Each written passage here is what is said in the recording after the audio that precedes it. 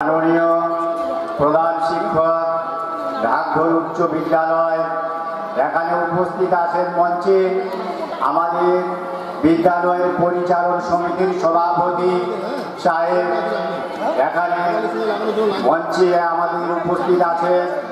অনেক অভিভাবক অভিভাবিকা এবং আমার স্নেহের ছাত্রছাত্রীবৃন্দ, তোমরা জানো আজ আমাদের বিদ্যালয়ে অনুষ্ঠিত হতে চলেছে তোমাদের অনুপ্রেরণায় শিক্ষক শিক্ষিকার সাহায্য সহযোগিতায় পুরস্কার বিতরণী ও সাংস্কৃতিক অনুষ্ঠান।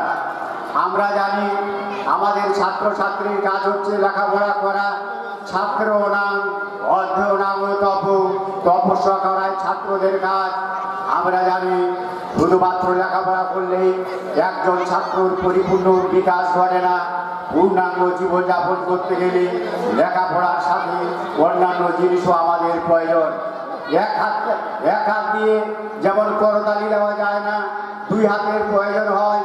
আমরা যদি বেঁচে থাকি পৃথিবীতে, আমাদের লেখাপড়ার সাথে সাথে অন্যান্য যে জিনিস রয়েছে আমাদের জানা দরকার।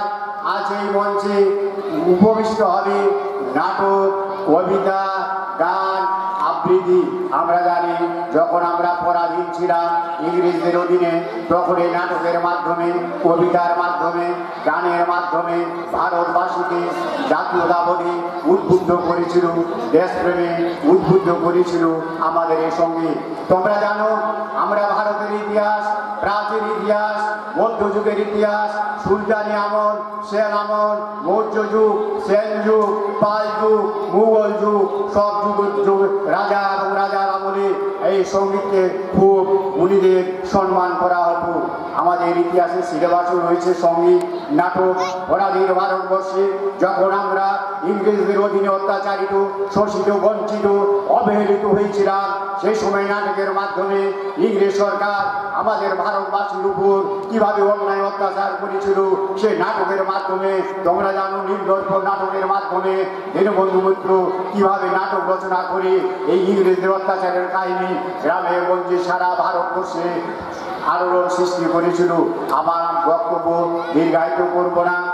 আমরা জানি এই সংস্কৃত অনুষ্ঠান আমাদের তোমাদের মধ্যে যে সুপ্ত অবস্থায় যে তোমাদের প্রতিভাগুলো লুকিয়ে রয়েছে, সেগুলোকে বহিঃপ্রকাশ করাই হলো আমাদের কাজ।